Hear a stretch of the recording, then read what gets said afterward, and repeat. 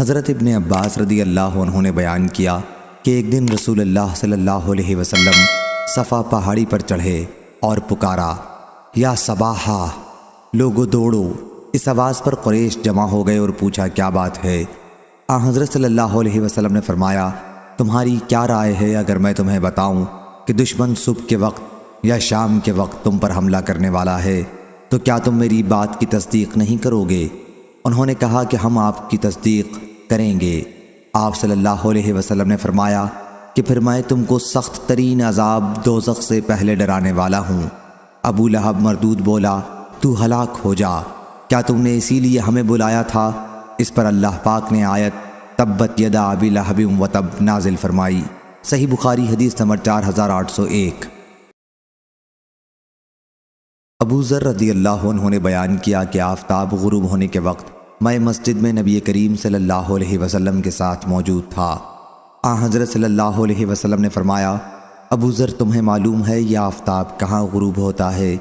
میں نے عرض کیا اللہ اور اس کے رسول کو زیادہ علم ہے۔ آپ صلی اللہ علیہ وسلم نے فرمایا کہ یہ چلتا رہتا ہے یہاں تک کہ عرش کے نیچے سجدہ کرتا ہے، جیسا کہ ارشاد باری ہے کہ اور آفتاب اپنے ٹھکانے کی طرف چلتا رہتا ہے۔ یہ زبردست علم والے کا ٹھہرایا ہوا اندازہ ہے۔ صحیح بخاری حدیث نمبر 4802۔ عامش نے بیان کیا، ان سے ابراہیم تیمی نے، ان سے ان کے والد نے اور ان سے حضرت ابو ذر رضی اللہ عنہ نے کہ میں نے رسول اللہ صلی اللہ علیہ وسلم سے اللہ تعالیٰ کے فرمان اور سورج اپنے ٹھکانے کی طرف چلتا رہتا ہے کے متعلق سوال کیا، تو حضرت صلی اللہ علیہ وسلم نے فرمایا کہ اس کا ٹھکانہ عرش کے نیچے ہے۔ صحیح بخاری حدیث نمبر 4803۔ عبداللہ بن مسعود رضی اللہ عنہ نے بیان کیا کہ رسول کریم صلی اللہ علیہ وسلم نے فرمایا، کسی کے لیے مناسب نہیں کہ وہ یونس بن متی علیہ السلام سے بہتر ہونے کا دعویٰ کرے۔ صحیح بخاری حدیث نمبر 4804۔ محمد بن فلیح نے بیان کیا، انہوں نے کہا مجھ سے میرے والد نے بیان کیا، ان سے بنی عامر بن لوئی کے ہلال بن علی نے، ان سے عطا بن یسار نے اور ان سے حضرت ابو ہریرہ رضی اللہ عنہ نے کہ رسول اللہ صلی اللہ علیہ وسلم نے فرمایا، جو شخص یہ دعویٰ کرے کہ میں یونس بن متی علیہ السلام سے بہتر ہوں وہ جھوٹا ہے۔ صحیح بخاری حدیث نمبر 4805۔ شعبہ نے بیان کیا، ان سے عوام بن حوشب نے کہ میں نے مجاہد سے سورہ صاد میں سجدے کے متعلق پوچھا، تو انہوں نے کہا کہ یہ سوال حضرت ابن عباس رضی اللہ عنہ سے بھی کیا گیا تھا، تو انہوں نے اس آیت کی تلاوت کی، یہی وہ لوگ ہیں جنہیں اللہ نے ہدایت دی تھی، پس آپ بھی انہی کی ہدایت کی اتباع کریں۔ اور ابن عباس رضی اللہ عنہ اس میں سجدہ کیا کرتے تھے۔ صحیح بخاری حدیث نمبر 4806۔ عوام بن حوشب نے بیان کیا کہ میں نے مجاہد سے سورہ صاد میں سجدے کے متعلق پوچھا، تو انہوں نے کہا کہ میں نے حضرت ابن عباس رضی اللہ عنہ سے پوچھا تھا کہ اس صورت میں آیت سجدہ کے لیے دلیل کیا ہے؟ انہوں نے کہا کہ کیا تم سورہ انعام میں یہ نہیں پڑھتے کہ اور ان کی نسل سے داؤد اور سلیمان ہیں، یہی وہ لوگ ہیں جنہیں اللہ تعالیٰ نے یہ ہدایت دی تھی، سو آپ بھی ان کی ہدایت کی اتباع کریں۔ داؤد علیہ السلام بھی ان میں سے تھے جن کی اتباع کا حضور صلی اللہ علیہ وسلم کو حکم تھا، چونکہ داؤد علیہ السلام کے سجدے کا اس میں ذکر ہے، اس لیے حضرت صلی اللہ علیہ وسلم نے بھی اس موقع پر سجدہ کیا۔ عجاب کا معنی عجیب القط، قط کہتے ہیں کاغذ کے ٹکڑے پرچے کو، یہاں نیکیوں کا پرچہ مراد ہے یا حساب کا پرچہ۔ اور مجاہد نے کہا فعزہ کے معنی یہ ہے کہ وہ شرارت و سرکشی کرنے والے ہیں۔ الملت الاخری سے مراد قریش کا دین ہے۔ اختلاق سے مراد جھوٹ، الاسباب آسمان کے راستے دروازے مراد ہیں۔ جند ما ہنالک الآیہ سے قریش کے لوگ مراد ہیں۔ اولئک الاحزاب سے اگلی امتیں مراد ہیں جن پر اللہ کا عذاب اترا۔ فواق کا معنی پھرنا لوٹنا۔ اجلنا قطنا میں قط سے عذاب مراد ہے۔ اتخذناہم سخریہ، ہم نے ان کو ٹھٹھے میں گھیر لیا تھا۔ اتراب جوڑ والے۔ اور ابن عباس رضی اللہ عنہ نے کہا عید کے معنی عبادت کی قوت، الابصار اللہ کے کاموں کو غور سے دیکھنے والے، حب الخیر ان ذکر ربی میں ان من کے معنی میں ہے۔ تفق مسحا، گھوڑوں کے پاؤں اور عیال پر محبت سے ہاتھ پھیرنا شروع کیا، یا بقول بعض تلوار سے ان کو کاٹنے لگے۔ قولا وتفق مسحا بالسوق والاعناق یسمح اعراف الخیل واراقیبها حبالها۔ حاشیہ بخاری الاسواد کے معنی زنجیریں، صحیح بخاری حدیث نمبر 4807۔ حضرت ابو ہریرہ رضی اللہ عنہ نے بیان کیا کہ رسول اللہ صلی اللہ علیہ وسلم نے فرمایا، گزشتہ رات ایک سرکش جن اچانک میرے پاس آیا، یا اسی طرح کا کلمہ آپ صلی اللہ علیہ وسلم نے فرمایا تاکہ میری نماز خراب کرے، لیکن اللہ تعالیٰ نے مجھے اس پر قدرت دے دی اور میں نے سوچا کہ اسے مسجد کے ستونوں سے باندھ دوں تاکہ صبح کے وقت تم سب لوگ بھی اسے دیکھ سکو۔ پھر مجھ کو اپنے بھائی سلیمان علیہ السلام کی دعا یاد آ گئی کہ اے میرے رب مجھے ایسی سلطنت دے کہ میرے بعد کسی کو میسر نہ ہو۔ روح نے کہا کہ حضرت صلی اللہ علیہ وسلم نے اس جن کو ذلت کے ساتھ بھگا دیا، صحیح بخاری حدیث نمبر 4808۔ جریر نے بیان کیا، ان سے عامش نے، ان سے ابو الضحیٰ نے، ان سے مسروق نے کہ ہم عبداللہ بن مسعود رضی اللہ عنہ کی خدمت میں حاضر ہوئے۔ انہوں نے کہا، اے لوگو، جس شخص کو کسی چیز کا علم ہو تو وہ اسے بیان کرے، اگر علم نہ ہو تو کہے کہ اللہ ہی کو زیادہ علم ہے، کیونکہ یہ بھی علم ہی ہے کہ جو چیز نہ جانتا ہو اس کے متعلق کہہ دے کہ اللہ ہی زیادہ جاننے والا ہے۔ اللہ تعالیٰ نے اپنے نبی صلی اللہ علیہ وسلم سے بھی کہہ دیا تھا کہ آپ کہہ دیجئے کہ میں تم سے قرآن یا تبلیغ وحی پر کوئی اجرت نہیں چاہتا ہوں، اور نہ میں بناوٹ کرنے والا ہوں، اور میں دخان دھوئیں کے بارے میں بتاؤں گا جس کا ذکر قرآن میں آیا ہے۔ رسول اللہ صلی اللہ علیہ وسلم نے قریش کو اسلام کی دعوت دی تو انہوں نے تاخیر کی۔ حضرت صلی اللہ علیہ وسلم نے ان کے حق میں بد دعا کی، اے اللہ ان پر یوسف علیہ السلام کے زمانے کسی قحط سالی کے ذریعے میری مدد کر۔ چنانچہ قحط پڑا اور اتنا زبردست کہ ہر چیز ختم ہو گئی اور لوگ مردار اور چمڑے کھانے پر مجبور ہو گئے۔ بھوک کی شدت کی وجہ سے یہ حال تھا کہ آسمان کی طرف دھواں ہی دھواں نظر آتا۔ اس کے بارے میں اللہ تعالیٰ نے فرمایا کہ پس انتظار کرو اس دن کا جب آسمان کھلا ہوا دھواں لائے گا جو لوگوں پر چھا جائے گا، یہ دردناک عذاب ہے۔ بیان کیا کہ پھر قریش دعا کرنے لگے کہ اے ہمارے رب اس عذاب کو ہم سے ہٹا لے تو ہم ایمان لائیں گے، لیکن وہ نصیحت سننے والے کہاں؟ ان کے پاس تو رسول صاف معجزات و دلائل کے ساتھ آ چکا اور وہ اس سے منہ موڑ چکے ہیں اور کہہ چکے ہیں کہ اسے تو سکھایا جا رہا ہے، یہ مجنون ہے۔ بے شک ہم تھوڑے دنوں کے لیے ان سے عذاب ہٹا لیں گے، یقیناً تم پھر کفر ہی کی طرف لوٹ جاؤ گے۔ کیا قیامت میں بھی عذاب ہٹایا جائے گا؟ ابن مسعود رضی اللہ عنہ نے بیان کیا کہ پھر یہ عذاب تو ان سے دور کر دیا گیا، لیکن جب وہ دوبارہ کفر میں مبتلا ہو گئے تو جنگ بدر میں اللہ نے انہیں پکڑا۔ اللہ تعالیٰ کے اس ارشاد میں اسی طرف اشارہ ہے کہ جس دن ہم سخت پکڑ کریں گے بلا شبہ ہم بدلہ لینے والے ہیں۔ صحیح بخاری حدیث نمبر 4809۔ سعید بن جبیر نے خبر دی اور انہیں حضرت ابن عباس رضی اللہ عنہ نے کہ مشرکین میں بعض نے قتل کا گناہ کیا تھا اور کثرت سے کیا تھا، اسی طرح زناکاری بھی کثرت سے کرتے رہے تھے۔ پھر وہ حضرت صلی اللہ علیہ وسلم کی خدمت میں آئے اور عرض کیا کہ آپ جو کچھ کہتے ہیں اور جس کی طرف دعوت دیتے ہیں یعنی اسلام، یقیناً اچھی چیز ہے، لیکن ہمیں یہ بتائیے کہ اب تک ہم نے جو گناہ کیے ہیں وہ اسلام لانے سے معاف ہوں گے یا نہیں؟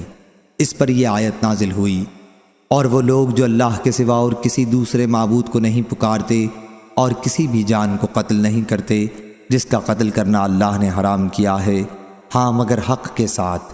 اور یہ آیت نازل ہوئی، آپ کہہ دیں کہ اے میرے بندو جو اپنے نفسوں پر زیادتیاں کر چکے ہو، اللہ کی رحمت سے نا امید مت ہو، بے شک اللہ سارے گناہوں کو معاف کر دے گا، بے شک وہ بڑا ہی بخشنے والا نہایت ہی مہربان ہے۔ صحیح بخاری حدیث نمبر 4810۔ شیبان بن عبد الرحمن نے بیان کیا، ان سے منصور نے، ان سے ابراہیم نخعی نے، ان سے عبیدہ سلمانی نے اور ان سے حضرت عبداللہ بن مسعود رضی اللہ عنہ نے کہ علماء یہود میں سے ایک شخص رسول کریم صلی اللہ علیہ وسلم کے پاس آیا اور کہا کہ اے محمد صلی اللہ علیہ وسلم، ہم تورات میں پاتے ہیں کہ اللہ تعالیٰ آسمانوں کو ایک انگلی پر رکھ لے گا، اس طرح زمین کو ایک انگلی پر، درختوں کو ایک انگلی پر، پانی اور مٹی ایک انگلی پر اور تمام مخلوقات کو ایک انگلی پر، پھر فرمائے گا کہ میں ہی بادشاہ ہوں۔ حضرت صلی اللہ علیہ وسلم اس پر ہنس دیے اور آپ کے سامنے کے دانت دکھائی دینے لگے۔ آپ کا یہ ہنسنا اس یہودی عالم کی تصدیق میں تھا۔ پھر آپ نے اس آیت کی تلاوت کی، اور ان لوگوں نے اللہ کی عظمت نہ کی جیسی عظمت کرنا چاہیے تھی، اور حال یہ ہے کہ ساری زمین اس کی مٹھی میں ہوگی قیامت کے دن، اور آسمان اس کے داہنے ہاتھ میں لپٹے ہوں گے۔ وہ ان لوگوں کے شرک سے بالکل پاک اور بلندر ہے۔ صحیح بخاری حدیث نمبر 4811۔ حضرت ابو ہریرہ رضی اللہ عنہ نے بیان کیا کہ میں نے رسول کریم صلی اللہ علیہ وسلم سے سنا، آپ فرما رہے تھے کہ قیامت کے دن اللہ ساری زمین کو اپنی مٹھی میں لے گا اور آسمان کو اپنے ہاتھ میں لپیٹ لے گا، پھر فرمائے گا آج حکومت صرف میری ہے، دنیا کے بادشاہ آج کہاں ہیں؟ صحیح بخاری حدیث نمبر 4812۔ عبد الرحیم نے خبر دی، انہیں زکریا بن ابی زائد نے، انہیں عامر نے، اور ان سے حضرت ابو ہریرہ رضی اللہ عنہ نے کہ نبی کریم صلی اللہ علیہ وسلم نے فرمایا، آخری مرتبہ سور پھونکے جانے کے بعد سب سے پہلے اپنا سر اٹھانے والا میں ہوں گا، لیکن اس وقت میں حضرت موسیٰ علیہ السلام کو دیکھوں گا کہ عرش کے ساتھ لپٹے ہوئے ہیں۔ اب مجھے نہیں معلوم کہ وہ پہلے ہی اسی طرح تھے یا دوسرے سور کے بعد مجھ سے پہلے اٹھ کر عرش الہی کو تھام لیں گے۔ صحیح بخاری حدیث نمبر 4813۔ عامش نے بیان کیا، انہوں نے ابو صالح سے سنا اور انہوں نے ابو ہریرہ رضی اللہ عنہ سے سنا کہ نبی کریم صلی اللہ علیہ وسلم نے فرمایا، دونوں سوروں کے پھونکے جانے کا درمیانی عرصہ 40 ہے۔ حضرت ابو ہریرہ رضی اللہ عنہ کے شاگردوں نے پوچھا، کیا 40 دن مراد ہیں؟ انہوں نے کہا کہ مجھے معلوم نہیں۔ پھر انہوں نے پوچھا 40 سال؟ اس پر بھی انہوں نے انکار کیا۔ پھر انہوں نے پوچھا 40 مہینے؟ اس کے متعلق بھی انہوں نے کہا کہ مجھے کوئی خبر نہیں۔ اس کے متعلق بھی انہوں نے کہا کہ مجھ کو خبر نہیں، اور ہر چیز فنا ہو جائے گی سوا ریڑھ کی ہڈی کے کہ اسی سے ساری مخلوق دوبارہ بنائی جائے گی۔ صحیح بخاری حدیث نمبر 4814۔ عروہ بن زبیر نے بیان کیا، آپ نے بیان کیا کہ میں نے عبداللہ بن عمرو بن العاص رضی اللہ عنہ سے پوچھا کہ رسول اللہ صلی اللہ علیہ وسلم کے ساتھ سب سے زیادہ سخت معاملہ مشرکین نے کیا کیا تھا؟ حضرت عبداللہ رضی اللہ عنہ نے بیان کیا کہ حضرت کعبے کے قریب نماز پڑھ رہے تھے کہ عقبہ بن ابی معیط آیا، اس نے آپ کا شانہ مبارک پکڑ کر آپ کی گردن میں اپنا کپڑا لپیٹ دیا اور اس کپڑے سے آپ کا گلا بڑی سختی کے ساتھ گھونٹنے لگا۔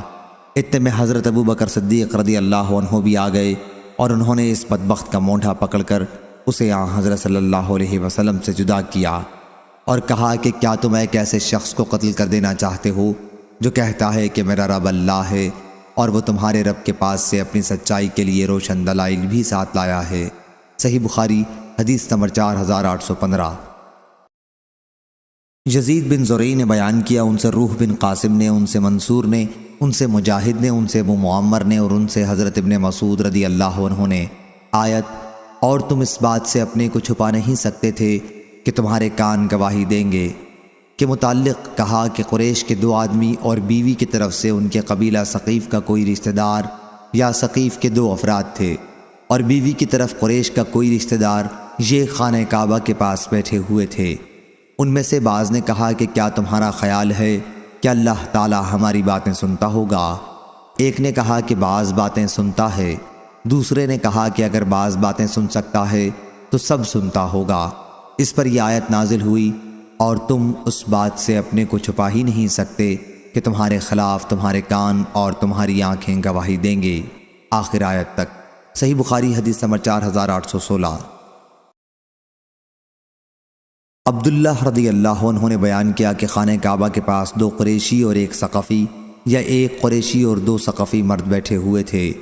ان کے پیٹ بہت موٹے تھے لیکن عقل سے کورے۔ ایک نے ان میں سے کہا تمہارا کیا خیال ہے؟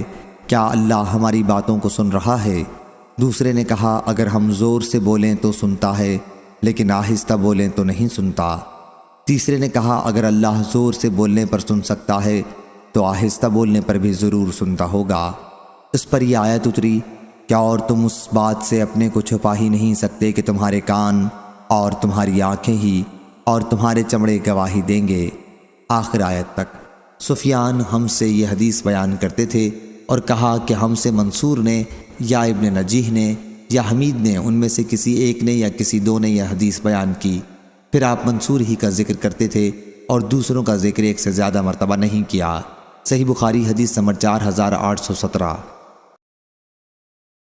عبد الملک بن میسرہ نے بیان کیا کہ میں نے طاؤس سے سنا کہ حضرت ابن عباس رضی اللہ عنہ سے اللہ تعالیٰ کے ارشاد سوائے رشتہ داری کی محبت کے متعلق پوچھا گیا تو سعید بن جبیر نے فرمایا کہ آل محمد صلی اللہ علیہ وسلم کی قرابت داری مراد ہے۔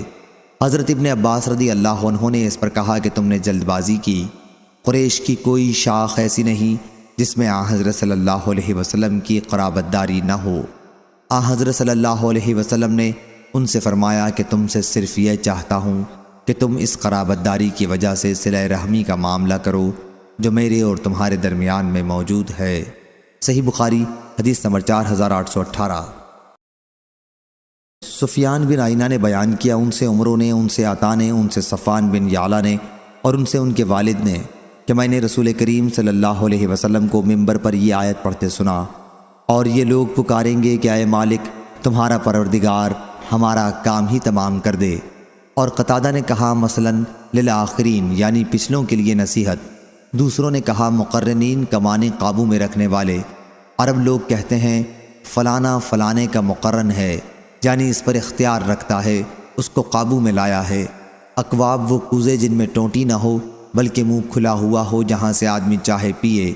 ان کان للرحمن ولد کا معنی یہ ہے کہ اس کی کوئی اولاد نہیں ہے۔ اس صورت میں ان نافیہ ہے، عابدین سے عانفین مراد ہے، یعنی سب سے پہلے میں اس سے عار کرتا ہوں۔ اس میں دو لغت ہیں، عابد و عبد، اور حضرت عبداللہ بن مسعود رضی اللہ عنہ نے اس کو وقال الرسول یا رب پڑھا ہے۔ اول العابدین کے معنی سب سے پہلا انکار کرنے والا، یعنی اگر خدا کی اولاد ثابت کرتے ہو تو میں اس کا سب سے پہلا انکاری ہوں۔ اس صورت میں عابدین باب عبد یا عبد سے آئے گا۔ اور قتادہ نے کہا فی الکتاب کا معنی یہ ہے کہ مجموعی کتاب اور اصل کتاب یعنی لوح محفوظ میں۔ صحیح بخاری حدیث نمبر 4819۔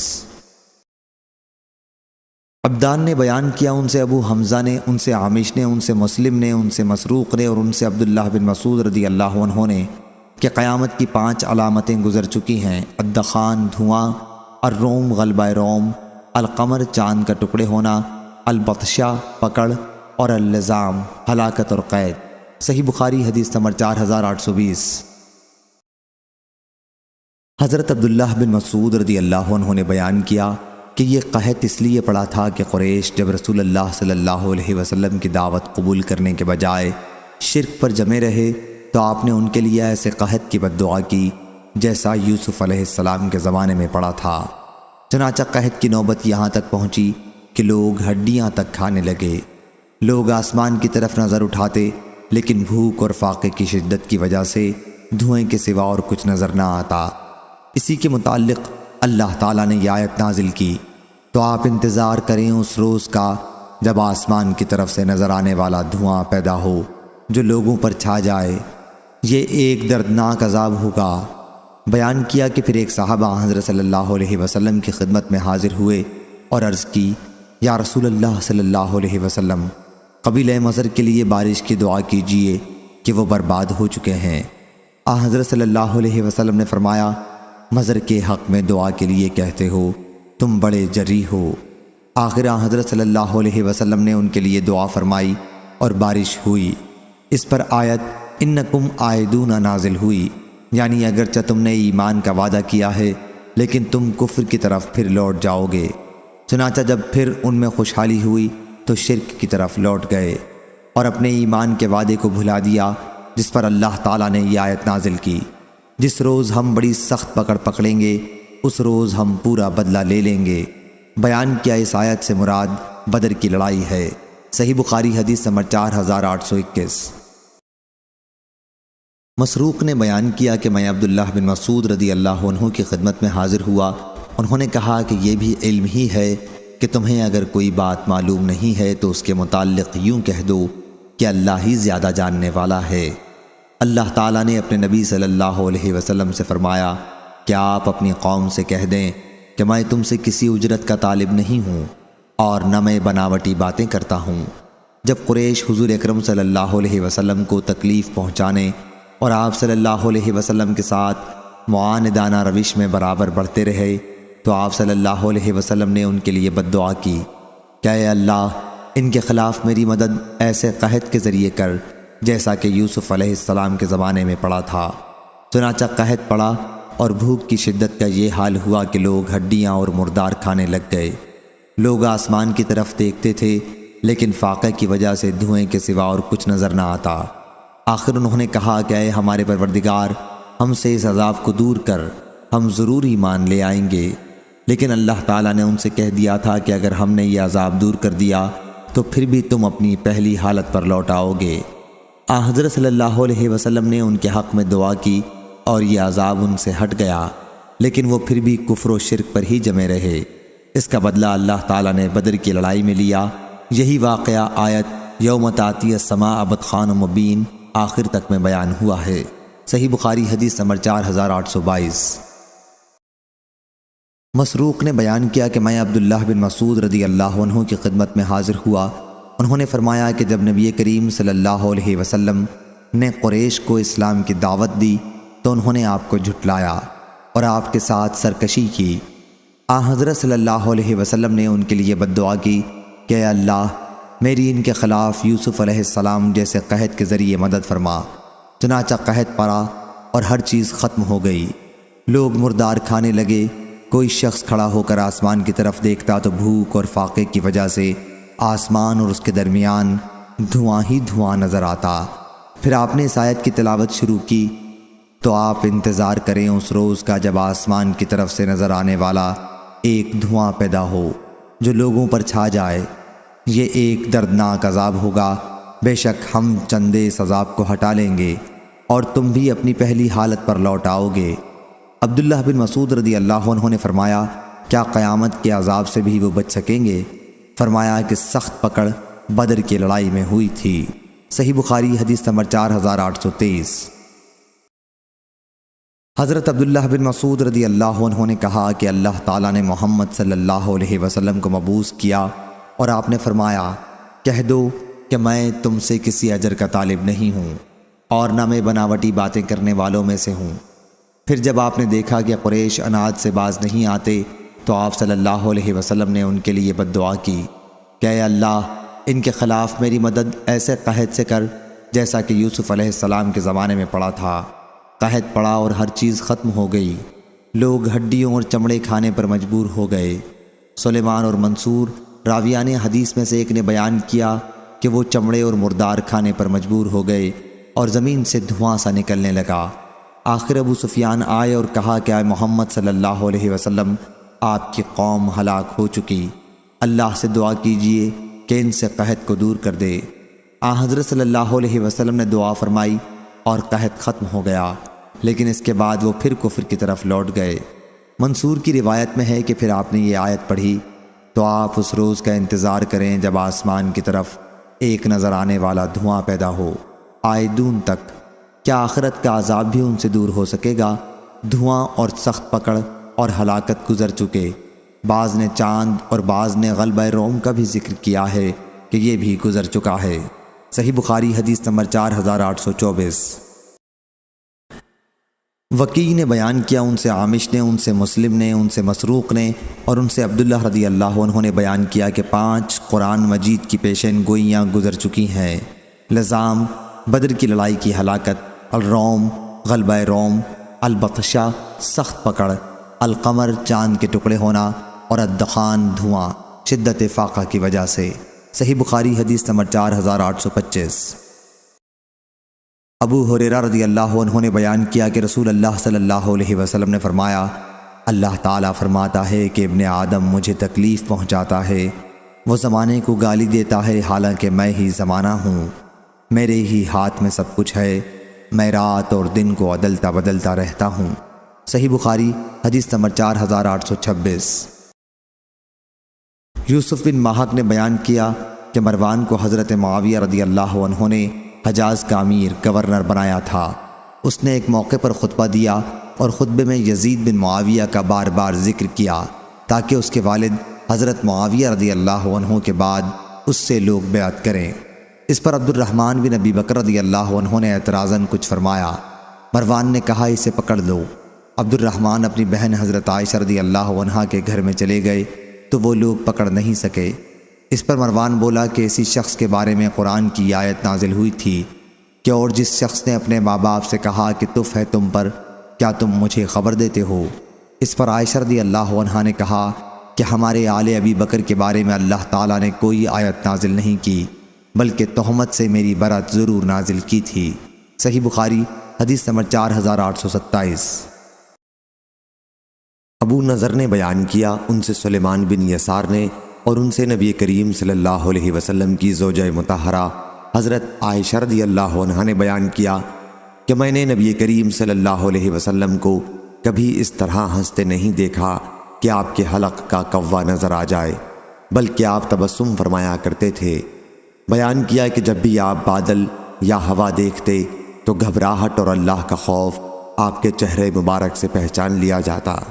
صحیح بخاری حدیث نمبر 4828۔ ام المومنین حضرت عائشہ صدیقہ رضی اللہ عنہا نے حضرت صلی اللہ علیہ وسلم سے عرض کیا کہ یا رسول اللہ صلی اللہ علیہ وسلم، جب لوگ بادل دیکھتے ہیں تو خوش ہوتے ہیں کہ اس سے بارش برسے گی، لیکن اس کے برخلاف آپ کو میں دیکھتی ہوں کہ جب آپ بادل دیکھتے ہیں تو ناگواری کا اثر آپ کے چہرے پر نمایاں ہو جاتا ہے۔ آپ صلی اللہ علیہ وسلم نے فرمایا، اے عائشہ، کیا ضمانت ہے کہ اس میں عذاب نہ ہو؟ ایک قوم عاد پر ہوا کا عذاب آیا تھا، انہوں نے جب عذاب دیکھا تو بولے کہ یہ تو بادل ہے جو ہم پر برسے گا۔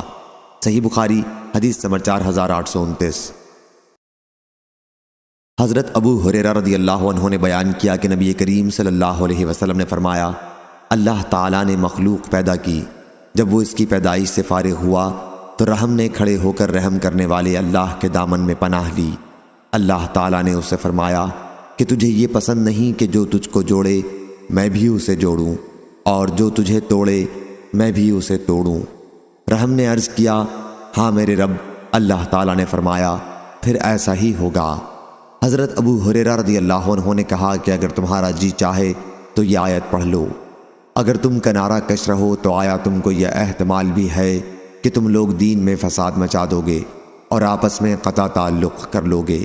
صحیح بخاری حدیث نمبر 4830۔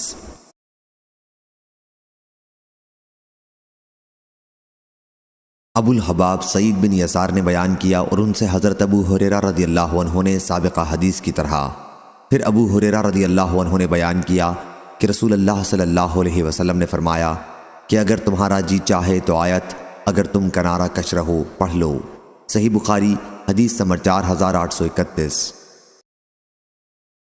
معاویہ بن ابی مزرد نے خبر دی سابقہ کی حدیث کی طرح، اور یہ کہ ابو ہریرہ رضی اللہ عنہ نے بیان کیا رسول اللہ صلی اللہ علیہ وسلم نے فرمایا، اگر تمہارا جی چاہے تو آیت اگر تم کنارہ کش رہو پڑھ لو۔ صحیح بخاری حدیث نمبر 4832۔ عبداللہ بن مسلمہ نے بیان کیا، ان سے امام مالک نے، ان سے زید بن اسلم نے، ان سے ان کے والد نے کہ رسول اللہ صلی اللہ علیہ وسلم ایک سفر میں جا رہے تھے۔ حضرت عمر رضی اللہ عنہ بھی آپ کے ساتھ تھے۔ رات کا وقت تھا۔ حضرت عمر بن خطاب رضی اللہ عنہ نے سوال کیا، لیکن حضور اکرم صلی اللہ علیہ وسلم نے کوئی جواب نہیں دیا۔ پھر انہوں نے سوال کیا اور اس مرتبہ بھی آپ صلی اللہ علیہ وسلم نے جواب نہیں دیا۔ تیسری مرتبہ بھی انہوں نے سوال کیا، لیکن آپ صلی اللہ علیہ وسلم نے جواب نہیں دیا۔ اس پر حضرت عمر رضی اللہ عنہ نے کہا، عمر کی ماں اسے روئے۔ حضرت صلی اللہ علیہ وسلم سے تم نے 3 مرتبہ سوال میں اصرار کیا، لیکن حضرت صلی اللہ علیہ وسلم نے تمہیں کسی مرتبہ جواب نہیں دیا۔ حضرت عمر رضی اللہ عنہ نے بیان کیا کہ پھر میں نے اپنے اونٹ کو حرکت دی اور لوگوں سے آگے بڑھ گیا۔ مجھے خوف تھا کہ کہیں میرے بارے میں قرآن مجید کی آیت نہ نازل ہو۔ ابھی تھوڑی ہی دیر ہوئی تھی کہ ایک پکارنے والے کی آواز میں نے سنی جو مجھے ہی پکار رہا تھا۔ میں نے کہا کہ مجھے تو خوف تھا ہی کہ میرے بارے میں کوئی آیت نہ نازل ہو جائے۔ میں حضرت صلی اللہ علیہ وسلم کی خدمت میں حاضر ہوا اور سلام کیا۔ حضرت صلی اللہ علیہ وسلم نے فرمایا کہ مجھ پر آج رات ایک سورت نازل ہوئی ہے جو مجھے اس ساری کائنات سے زیادہ عزیز ہے جس پر سورج طلوع ہوتا ہے۔ پھر آپ صلی اللہ علیہ وسلم نے سورہ فتح کی تلاوت فرمائی۔ صحیح بخاری حدیث نمبر 4833۔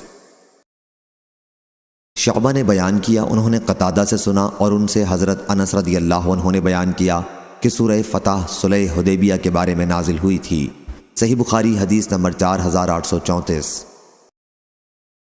حضرت عبداللہ ابن مغفل رضی اللہ عنہ نے بیان کیا کہ رسول اللہ صلی اللہ علیہ وسلم نے فتح مکہ کے دن سورہ فتح خوب خوش الحانی سے پڑھی۔ معاویہ بن قرہ نے کہا کہ اگر میں چاہوں کہ تمہارے سامنے حضرت صلی اللہ علیہ وسلم کی اس موقع پر طرز قرأت کی نقل کروں تو کر سکتا ہوں۔ صحیح بخاری حدیث نمبر 4835۔ زیاد نے بیان کیا اور انہوں نے مغیرہ بن شعبہ رضی اللہ عنہ سے سنا کہ رسول اللہ صلی اللہ علیہ وسلم نماز میں رات بھر کھڑے رہے یہاں تک کہ آپ کے دونوں پاؤں سوج گئے۔ آپ صلی اللہ علیہ وسلم سے عرض کیا گیا کہ اللہ تعالیٰ نے تو آپ کی اگلی پچھلی تمام خطائیں معاف کر دی ہیں۔ حضرت صلی اللہ علیہ وسلم نے فرمایا کیا میں شکر گزار بندہ نہ بنوں؟ صحیح بخاری حدیث نمبر 4836۔ حیوہ نے خبر دی انہیں ابو الاسود نے انہوں نے عروہ سے سنا اور انہوں نے حضرت عائشہ رضی اللہ عنہا سے کہ نبی کریم صلی اللہ علیہ وسلم رات کی نماز میں اتنا طویل قیام کرتے کہ آپ کے قدم پھٹ جاتے۔ حضرت عائشہ رضی اللہ عنہا نے ایک مرتبہ عرض کیا کہ یا رسول اللہ صلی اللہ علیہ وسلم آپ اتنی زیادہ مشقت کیوں اٹھاتے ہیں؟ اللہ تعالیٰ نے تو آپ کی اگلی پچھلی خطائیں معاف کر دی ہیں۔ آپ نے فرمایا کیا پھر میں شکر گزار بندہ بننا پسند نہ کروں؟ عمر کے آخری حصے میں جب طویل قیام دشوار ہو گیا تو آپ بیٹھ کر رات کی نماز پڑھتے اور جب رکوع کا وقت آتا تو کھڑے ہو جاتے اور تقریباً 30 یا 40 آیتیں اور پڑھتے پھر رکوع کرتے۔ صحیح بخاری حدیث نمبر 4837۔ عبد العزیز بن ابی سلمہ رضی اللہ عنہ نے بیان کیا ان سے ہلال بن ابی ہلال نے ان سے عطا بن یسار نے اور ان سے عبداللہ بن عمرو بن عاص رضی اللہ عنہ نے کہ یہ آیت جو قرآن میں ہے اے نبی بے شک ہم نے آپ کو گواہی دینے والا اور ڈرانے والا بنا کر بھیجا ہے۔ تو حضرت صلی اللہ علیہ وسلم کے متعلق یہی اللہ تعالیٰ نے توریت میں بھی فرمایا تھا اے نبی بے شک ہم نے آپ کو گواہی دینے والا اور بشارت دینے والا اور ان پڑھوں عربوں کی حفاظت کرنے والا بنا کر بھیجا ہے۔ آپ میرے بندے ہیں اور میرے رسول ہیں، میں نے آپ کا نام متوکل رکھا۔ آپ نہ بدخو ہیں اور نہ سخت دل اور نہ بازاروں میں شور کرنے والے اور نہ وہ برائی کا بدلہ برائی سے دیں گے بلکہ معافی اور درگزر سے کام لیں گے، اور اللہ ان کی روح اس وقت تک قبض نہیں کرے گا جب تک کہ وہ کج قوم عربی کو سیدھا نہ کر لیں، یعنی جب تک وہ ان سے لا الہ الا اللہ کا اقرار نہ کرا لیں۔ بس اس کلمہ توحید کے ذریعے وہ اندھی آنکھوں کو اور بہرے کانوں کو اور پردہ پڑے ہوئے دلوں کو کھول دیں گے۔ صحیح بخاری حدیث نمبر 4838۔ حضرت برا رضی اللہ عنہ نے بیان کیا کہ نبی کریم صلی اللہ علیہ وسلم کے ایک صحابی حضرت اسید بن حضیر رضی اللہ عنہ رات میں سورہ کہف پڑھ رہے تھے۔ ان کا ایک گھوڑا جو گھر میں بندھا ہوا تھا بدکنے لگا تو وہ صحابی نکلے، انہوں نے کوئی خاص چیز نہیں دیکھی، وہ گھوڑا پھر بھی بدک رہا تھا۔ صبح کے وقت وہ صحابی حضرت صلی اللہ علیہ وسلم کی خدمت میں حاضر ہوئے اور رات کا واقعہ بیان کیا۔ آپ نے فرمایا کہ وہ چیز جس سے گھوڑا بتکا تھا سکنیت تھی جو قرآن کی وجہ سے نازل ہوئی۔ صحیح بخاری حدیث نمبر 4839۔ حضرت جابر رضی اللہ عنہ نے بیان کیا کہ صلح حدیبیہ کے موقع پر لشکر میں ہم مسلمان 1400 تھے۔ صحیح بخاری حدیث نمبر 4840۔ قتادہ نے بیان کیا انہوں نے عقبہ بن صہبان سے سنا اور انہوں نے عبداللہ بن مغفل مزنی رضی اللہ عنہ سے انہوں نے کہا کہ میں درخت کے نیچے بیعت میں موجود تھا۔ رسول اللہ صلی اللہ علیہ وسلم نے 2 انگلیوں کے درمیان کنکری لے کر پھینکنے سے منع فرمایا۔ صحیح بخاری حدیث نمبر 4841۔ عقبہ بن صہبان سے بیان کیا کہ میں نے عبداللہ بن مغفل مزنی رضی اللہ عنہ سے غسل خانے میں پیشاب کرنے کے متعلق سنا، یعنی یہ کہ آپ نے اس سے منع فرمایا۔ صحیح بخاری حدیث نمبر 4842۔ محمد بن ولید نے بیان کیا کہا ہم سے محمد بن جعفر نے بیان کیا کہا ہم سے شعبہ نے بیان کیا ان سے خالد نے ان سے ابو قلابہ نے اور ان سے ثابت بن دحاق رضی اللہ عنہ نے، اور وہ صلح حدیبیہ کے دن درخت کے نیچے بیعت کرنے والوں میں شامل تھے۔ صحیح بخاری حدیث نمبر 4843۔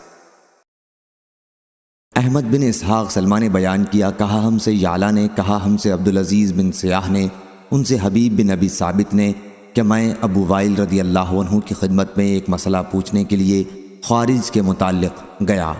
انہوں نے فرمایا کہ ہم مقام صفین میں پڑاؤ ڈالے ہوئے تھے جہاں علی اور معاویہ رضی اللہ عنہ کی جنگ ہوئی تھی۔ ایک شخص نے کہا کہ آپ کا کیا خیال ہے اگر کوئی شخص کتاب اللہ کی طرف صلح کے لیے بلائے؟ علی رضی اللہ عنہ نے فرمایا ٹھیک ہے، لیکن خوارج نے جو معاویہ رضی اللہ عنہ کے خلاف علی رضی اللہ عنہ کے ساتھ تھے اس کے خلاف آواز اٹھائی۔ اس پر سہل بن حنیف رضی اللہ عنہ نے فرمایا تم پہلے اپنا جائزہ لو، ہم لوگ حدیبیہ کے موقع پر موجود تھے، آپ کی مراد اس صلح سے تھی جو مقام حدیبیہ میں نبی کریم صلی اللہ علیہ وسلم اور مشرکین کے درمیان ہوئی تھی، اور جنگ کا موقع آتا تو ہم اس سے پیچھے ہٹنے والے نہیں تھے، لیکن صلح کی بات چلی تو ہم نے اس میں بھی صبر و ثبات کا دامن ہاتھ سے نہیں چھوڑا۔ اتنے میں عمر رضی اللہ عنہ حضور صلی اللہ علیہ وسلم کی خدمت میں حاضر ہوئے اور عرض کیا کیا ہم حق پر نہیں ہیں اور کیا کفار باطل پر نہیں ہیں؟ کیا ہمارے مقتولین جنت میں نہیں جائیں گے اور کیا ان کے مقتولین دوزخ میں نہیں جائیں گے؟ حضرت صلی اللہ علیہ وسلم نے فرمایا کہ کیوں نہیں؟ عمر رضی اللہ عنہ نے کہا پھر ہم اپنے دین کے بارے میں ذلت کا مظاہرہ کیوں کریں، یعنی دب کر صلح کیوں کریں اور کیوں واپس جائیں جبکہ اللہ تعالیٰ نے ہمیں اس کا حکم فرمایا ہے؟ حضور اکرم صلی اللہ علیہ وسلم نے فرمایا اے ابن خطاب، میں اللہ کا رسول ہوں اور اللہ تعالیٰ مجھے کبھی ضائع نہیں کرے گا۔ عمر رضی اللہ عنہ حضور صلی اللہ علیہ وسلم کے پاس سے واپس آ گئے، ان کو غصہ آ رہا تھا، صبر نہیں آیا، اور ابو بکر رضی اللہ عنہ کے پاس آئے اور کہا اے ابو بکر رضی اللہ عنہ، کیا ہم حق پر اور وہ باطل پر نہیں ہیں؟ ابو بکر رضی اللہ عنہ نے بھی وہی جواب دیا کیا اے ابن خطاب، حضور اکرم صلی اللہ علیہ وسلم اللہ کے رسول ہیں اور اللہ انہیں ہرگز ضائع نہیں کرے گا۔ پھر سورۃ الفتح نازل ہوئی۔ صحیح بخاری حدیث نمبر 4844۔ ابن ابی ملیکہ نے بیان کیا کہ قریب تھا کہ وہ سب سے بہتر افراد تباہ ہو جائیں، یعنی ابو بکر اور عمر رضی اللہ عنہ۔ ان دونوں حضرات نے نبی کریم صلی اللہ علیہ وسلم کے سامنے اپنی آواز بلند کر دی تھی۔ یہ اس وقت کا واقعہ ہے جب بنی تمیم کے سوار آئے تھے اور حضرت صلی اللہ علیہ وسلم سے انہوں نے درخواست کی کہ ہمارا کوئی امیر بنا دیں۔ ان میں سے ایک عمر رضی اللہ عنہ نے بنی مجاشے کے اقرا بن حابس رضی اللہ عنہ کے انتخاب کے لیے کہا تھا، اور دوسرے ابو بکر رضی اللہ عنہ نے ایک دوسرے کا نام پیش کیا تھا۔ نافع نے کہا کہ ان کا نام مجھے یاد نہیں۔ اس پر حضرت ابو بکر رضی اللہ عنہ نے حضرت عمر رضی اللہ عنہ سے کہا آپ کا ارادہ مجھ سے اختلاف کرنا ہی ہے۔ حضرت عمر رضی اللہ عنہ نے کہا کہ میرا ارادہ آپ سے اختلاف کرنا نہیں ہے۔ اس پر ان دونوں کی آواز بلند ہو گئی۔ پھر اللہ تعالیٰ نے یہ آیت اتاری اے ایمان والو، اپنی آواز کو نبی کی آواز سے بلند نہ کیا کرو۔ حضرت عبداللہ بن زبیر رضی اللہ عنہ نے بیان کیا کہ اس آیت کے نازل ہونے کے بعد حضرت عمر رضی اللہ عنہ نبی کریم صلی اللہ علیہ وسلم کے سامنے اتنی آہستہ آہستہ بات کرتے کہ آپ صاف سن بھی نہ سکتے تھے اور دوبارہ پوچھنا پڑتا تھا۔ انہوں نے اپنے نانا یعنی حضرت ابو بکر رضی اللہ عنہ کے متعلق اس سلسلے میں کوئی چیز بیان نہیں کی۔ صحیح بخاری حدیث نمبر 4845۔ موسیٰ بن انس نے خبر دی اور انہیں حضرت انس بن مالک رضی اللہ عنہ نے کہ نبی کریم صلی اللہ علیہ وسلم نے حضرت ثابت بن قیس رضی اللہ عنہ کو نہیں پایا۔ ایک صحابی رضی اللہ عنہ نے عرض کیا یا رسول اللہ صلی اللہ علیہ وسلم، میں آپ کے لیے ان کی خبر لاتا ہوں۔ پھر وہ ثابت بن قیس رضی اللہ عنہ کے یہاں آئے، دیکھا کہ وہ گھر میں سر جھکائے بیٹھے ہیں، پوچھا کیا حال ہے؟ کہا کہ برا حال ہے کہ نبی کریم صلی اللہ علیہ وسلم کی آواز کے مقابلے میں بلند آواز سے بولا کرتا تھا۔ اب سارے نیک عمل اکارت ہوئے اور اہل دوزخ میں قرار دے دیا گیا ہوں۔ وہ نبی کریم صلی اللہ علیہ وسلم کی خدمت میں حاضر ہوئے اور انہوں نے جو کچھ کہا تھا اس کی اطلاع آپ صلی اللہ علیہ وسلم کو دی۔ حضرت موسیٰ بن انس نے بیان کیا کہ وہ شخص اب دوبارہ ان کے لیے ایک عظیم بشارت لے کر ان کے پاس آئے۔ حضور صلی اللہ علیہ وسلم نے فرمایا تھا کہ ان کے پاس جاؤ اور کہو کہ تم اہل دوزخ میں سے نہیں ہو بلکہ تم اہل جنت میں سے ہو۔ صحیح بخاری حدیث نمبر 4846۔ حضرت عبداللہ بن زبیر رضی اللہ عنہ نے خبر دی کہ قبیلہ بنی تمیم کے سواروں کا وفد نبی کریم صلی اللہ علیہ وسلم کی خدمت میں آیا۔ حضرت ابو بکر رضی اللہ عنہ نے کہا کہ ان کا امیر آپ قعقاع بن معبد کو بنا دیں، اور حضرت عمر رضی اللہ عنہ نے کہا بلکہ اقرع بن حابس کو امیر بنائیں۔ حضرت ابو بکر رضی اللہ عنہ نے اس پر کہا کہ مقصد تو صرف میری مخالفت ہی کرنا ہے۔ حضرت عمر رضی اللہ عنہ نے کہا میں نے آپ کے خلاف کرنے کی غرض سے یہ نہیں کہا ہے۔ اس پر دونوں میں بحث چلی گئی اور آواز بھی بلند ہو گئی۔ اسی کے متعلق یہ آیت نازل ہوئی کہ اے ایمان والو، تم اللہ اور اس کے رسول سے پہلے کسی کام میں جلدی مت کیا کرو، آخر آیت تک۔ صحیح بخاری حدیث نمبر 4847۔ شعبہ نے بیان کیا ان سے قتادہ نے اور ان سے حضرت انس رضی اللہ عنہ نے کہ نبی کریم صلی اللہ علیہ وسلم نے فرمایا جہنم میں دوزخیوں کو ڈالا جائے گا اور وہ کہے گی کہ کچھ اور بھی ہے، یہاں تک کہ اللہ رب العزت اپنا قدم اس پر رکھے گا اور وہ کہے گی کہ بس بس۔ صحیح بخاری حدیث نمبر 4848۔ ابو سفیان حمیری سعید بن یحییٰ بن مہدی نے بیان کیا ان سے عوف نے، ان سے محمد نے اور ان سے حضرت ابو ہریرہ رضی اللہ عنہ نے نبی کریم صلی اللہ علیہ وسلم کے حوالے سے۔ ابو سفیان حمیری اکثر اس حدیث کو حضرت صلی اللہ علیہ وسلم سے موقوفاً ذکر کرتے تھے کہ جہنم سے پوچھا جائے گا تو بھر بھی گئی، وہ کہے گی کہ کچھ اور بھی ہے، پھر اللہ تبارک و تعالیٰ اپنا قدم اس پر رکھے گا اور کہے گی کہ بس بس۔ صحیح بخاری حدیث نمبر 4849۔ حضرت ابو ہریرہ رضی اللہ عنہ نے بیان کیا کہ نبی کریم صلی اللہ علیہ وسلم نے فرمایا جنت اور دوزخ نے بحث کی۔ دوزخ نے کہا میں متکبروں اور ظالموں کے لیے خاص کی گئی ہوں۔ جنت نے کہا مجھے کیا ہوا کہ میرے اندر صرف کمزور اور کم رتبے والے لوگ داخل ہوں گے۔ اللہ تعالیٰ نے اس پر جنت سے کہا کہ تو میری رحمت ہے، تیرے ذریعے میں اپنے بندوں میں جس پر چاہوں رحم کروں، اور دوزخ سے کہا کہ تو عذاب ہے، تیرے ذریعے میں اپنے بندوں میں سے جسے چاہوں عذاب دوں۔ جنت اور دوزخ دونوں بھریں گی، دوزخ تو اس وقت تک نہیں بھرے گی جب تک اللہ رب العزت اپنا قدم اس پر نہیں رکھ دے گا۔ اس وقت وہ بولے گی کہ بس بس بس، اور اس وقت بھر جائے گی اور اس کا بعض حصہ بعض دوسرے حصے پر چڑھ جائے گا، اور اللہ تعالیٰ اپنے بندوں میں کسی پر بھی ظلم نہیں کرے گا، اور جنت کے لیے اللہ تعالیٰ ایک مخلوق پیدا کرے گا۔ صحیح بخاری حدیث نمبر 4850۔ حضرت جریر بن عبداللہ رضی اللہ عنہ نے بیان کیا کہ ہم ایک رات نبی کریم صلی اللہ علیہ وسلم کے ساتھ بیٹھے ہوئے تھے۔ 14ویں رات تھی۔ حضرت صلی اللہ علیہ وسلم نے چاند کی طرف دیکھا اور پھر فرمایا کہ یقیناً تم اپنے رب کو اسی طرح دیکھو گے جس طرح اس چاند کو دیکھ رہے ہو۔ اس کی رویت میں تم دھکم پیل نہیں کرو گے بلکہ بڑے اطمینان سے ایک دوسرے کو دھکا دیے بغیر دیکھو گے۔ اس لیے اگر تمہارے لیے ممکن ہو تو سورج نکلنے اور ڈوبنے سے پہلے نماز نہ چھوڑو۔ پھر آپ نے آیت اور اپنے رب کی حمد و تسبیح کرتے رہیے آفتاب نکلنے سے پہلے اور چھپنے سے پہلے کی تلاوت کی۔ صحیح بخاری حدیث نمبر 4851۔ مجاہد نے بیان کیا کہ حضرت ابن عباس رضی اللہ عنہ نے انہیں تمام نمازوں کے بعد تسبیح پڑھنے کا حکم دیا تھا۔ آپ کا مقصد اللہ تعالیٰ کا ارشاد و ادبار السجود کی تشریح کرنا تھا۔ صحیح بخاری حدیث نمبر 4852۔ امام مالک نے خبر دی، انہیں محمد بن عبد الرحمن بن نوفل نے، انہیں عروہ نے، انہیں زینب بنت ابی سلمہ نے، اور ان سے ام المومنین حضرت ام سلمہ رضی اللہ عنہا نے بیان کیا کہ حج کے موقع پر میں نے رسول اللہ صلی اللہ علیہ وسلم سے کہا کہ میں بیمار ہوں۔ آپ نے فرمایا کہ پھر سواری پر بیٹھ کر لوگوں کے پیچھے سے طواف کرے۔ چنانچہ میں نے طواف کیا اور حضرت صلی اللہ علیہ وسلم اس وقت خانہ کعبہ کے پہلو میں نماز پڑھتے ہوئے سورہ والطور و کتاب مسطور کی تلاوت کر رہے تھے۔ صحیح بخاری حدیث نمبر 4853۔ حضرت جبیر بن مطعم رضی اللہ عنہ نے بیان کیا کہ میں نے نبی کریم صلی اللہ علیہ وسلم سے سنا آپ مغرب کی نماز میں سورہ والطور پڑھ رہے تھے۔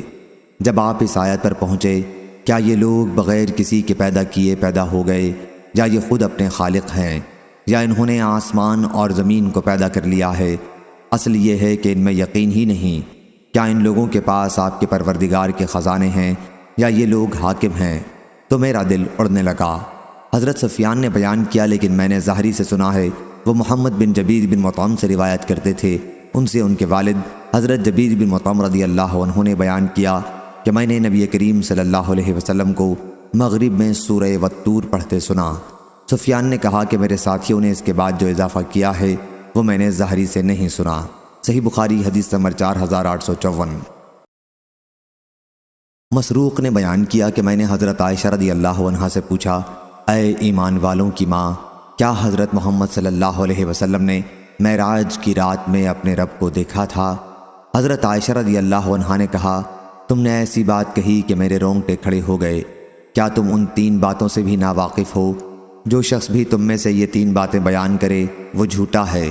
جو شخص یہ کہتا ہو کہ حضرت محمد صلی اللہ علیہ وسلم نے شب معراج میں اپنے رب کو دیکھا تھا وہ جھوٹا ہے۔ پھر انہوں نے آیت لا تدرکہ الابصار سے لے کر من ورائی حجاب تک کی تلاوت کی اور کہا کہ کسی انسان کے لیے ممکن نہیں کہ اللہ سے بات کرے سوائے اس کے کہ وحی کے ذریعے ہو یا پھر پردے کے پیچھے ہو، اور جو شخص تم سے کہے کہ حضرت صلی اللہ علیہ وسلم آنے والے کل کی بات جانتے تھے وہ بھی جھوٹا ہے۔ اس کے لیے انہوں نے آیت وما تدری نفسی ما اکتسب غدا یعنی اور کوئی شخص نہیں جانتا کہ کل کیا کرے گا کی تلاوت فرمائی۔ اور جو شخص تم میں سے کہے کہ حضرت صلی اللہ علیہ وسلم نے تبلیغ دین میں کوئی بات چھپائی تھی وہ بھی جھوٹا ہے۔ پھر انہوں نے یہ آیت تلاوت کی یا ایھا الرسول بلغ ما انزل الیک من ربک یعنی اے رسول پہنچا دیجئے وہ سب کچھ جو آپ کے رب کی طرف سے آپ پر اتارا گیا ہے۔ ہاں حضرت صلی اللہ علیہ وسلم نے حضرت جبریل علیہ السلام کو ان کی اصل صورت میں 2 مرتبہ دیکھا تھا۔ صحیح بخاری حدیث نمبر 4855۔ سلیمان شیبانی نے بیان کیا، کہا کہ میں نے زر بن حبیش سے سنا اور انہوں نے حضرت عبداللہ بن مسعود رضی اللہ عنہ سے آیت فکانہ قاب قوسین او ادنا یعنی صرف 2 کمانوں کا فاصلہ رہ گیا تھا بلکہ اور بھی کم۔ پھر اللہ نے اپنے بندے پر وحی نازل کی، جو کچھ بھی نازل کیا کے متعلق بیان کیا کہ ہم سے حضرت عبداللہ بن مسعود رضی اللہ عنہ نے بیان کیا کہ رسول اللہ صلی اللہ علیہ وسلم نے حضرت جبریل علیہ السلام کو ان کی اصل صورت میں دیکھا تھا، ان کے 600 پر تھے۔ صحیح بخاری حدیث نمبر 4856۔ سلیمان شیبانی نے بیان کیا کہ میں نے زر بن حبیش سے اس آیت کے بارے میں پوچھا، فکانہ قاب قوسین یعنی 102 کمانوں کا فاصلہ رہ گیا بلکہ اور بھی کم۔ پھر اللہ نے اپنے بندے پر وحی نازل کی، جو کچھ بھی نازل کیا، تو انہوں نے بیان کیا کہ ہمیں حضرت عبداللہ بن مسعود رضی اللہ عنہ نے خبر دی کہ حضرت محمد صلی اللہ علیہ وسلم نے حضرت جبریل علیہ السلام کو دیکھا جن کے 600 پر تھے۔ صحیح بخاری حدیث نمبر 4857۔ سفیان زہری نے بیان کیا، ان سے عامش نے، ان سے ابراہیم نخعی نے، ان سے علقمہ نے اور ان سے حضرت عبداللہ بن مسعود رضی اللہ عنہ نے آیت لقد رأى من آیات ربہ الکبریٰ یعنی آپ نے اپنے رب کی عظیم نشانیاں دیکھیں کے متعلق بتلایا کہ حضور اکرم صلی اللہ علیہ وسلم نے رف سبز فرش کو دیکھا جس نے آسمان کے کناروں کو ڈھانپ لیا تھا۔ صحیح بخاری حدیث نمبر 4858۔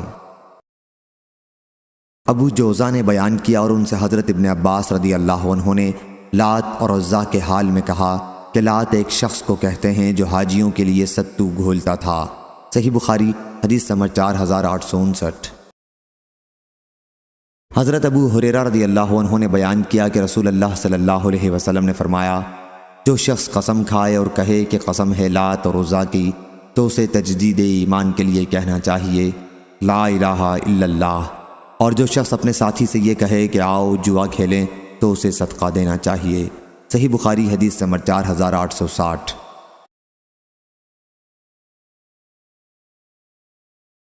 سفیان بن عینہ نے بیان کیا کہ میں نے عروہ سے سنا، انہوں نے بیان کیا کہ میں نے حضرت عائشہ رضی اللہ عنہا سے پوچھا تو انہوں نے کہا کہ کچھ لوگ منات بت کے نام پر احرام باندھتے جو مقام مشلل میں تھا، وہ صفا اور مروہ کے درمیان حج و عمرہ میں سعی نہیں کرتے تھے۔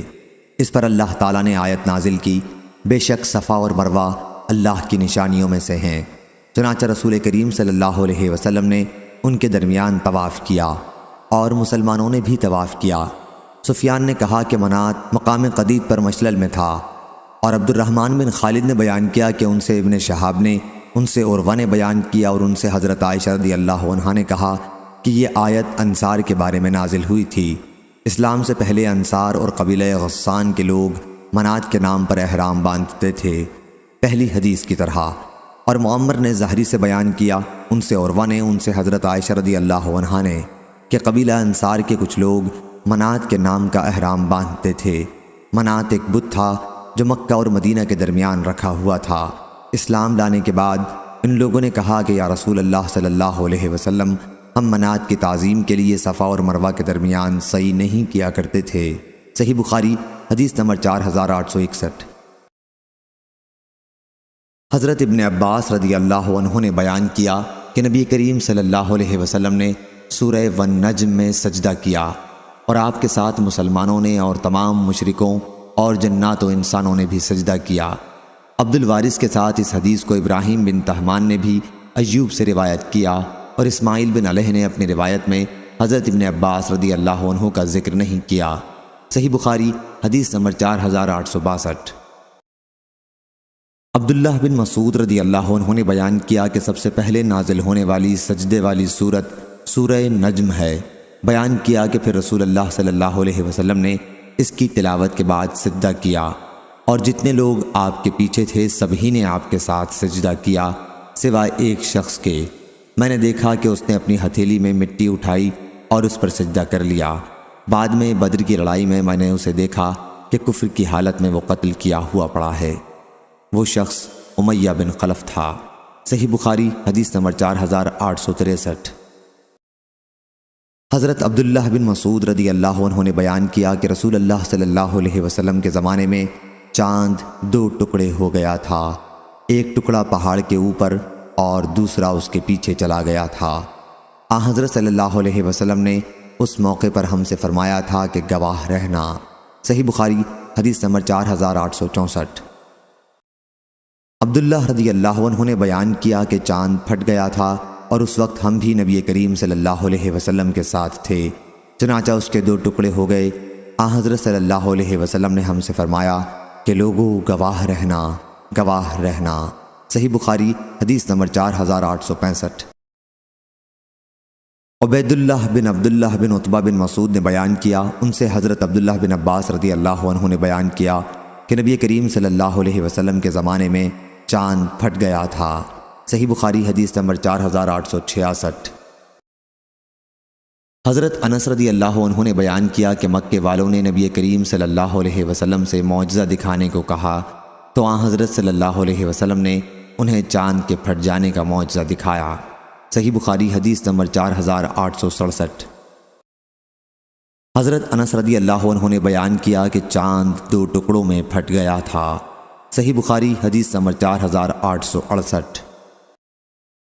عبداللہ بن مسعود رضی اللہ عنہ نے بیان کیا کہ نبی کریم صلی اللہ علیہ وسلم فحل میں مدکر پڑھا کرتے تھے۔ صحیح بخاری حدیث نمبر 4869۔ سعید قطان نے بیان کیا، ان سے شعبہ نے، ان سے ابو اسحاق نے، ان سے اسود نے اور ان سے حضرت عبداللہ بن مسعود رضی اللہ عنہ نے کہ نبی کریم فحل میں مدکر پڑھا کرتے تھے، سو ہے کوئی نصیحت کرنے والا۔ صحیح بخاری حدیث نمبر 4870۔ زہیر نے بیان کیا، ان سے ابو اسحاق نے، انہوں نے ایک شخص کو اسود سے پوچھتے سنا کہ سورہ قمر میں آیت فحل میں مدکر ہے یا مذکر؟ انہوں نے کہا کہ میں نے حضرت ابن مسعود رضی اللہ عنہ سے سنا، وہ فحل میں مدکر پڑھا کرتے تھے۔ انہوں نے کہا کہ میں نے نبی کریم صلی اللہ علیہ وسلم کو بھی فحل میں مدکر پڑھتے سنا ہے، دال محملہ سے۔ صحیح بخاری حدیث نمبر 4871۔ عثمان نے خبر دی، انہیں شعبہ نے، انہیں ابو اسحاق نے، انہیں اسود نے اور انہیں حضرت ابن مسعود رضی اللہ عنہ نے کہ نبی کریم صلی اللہ علیہ وسلم نے فحل میں مدکر پڑھا، الآیت دال محملہ سے۔ صحیح بخاری حدیث نمبر 4872۔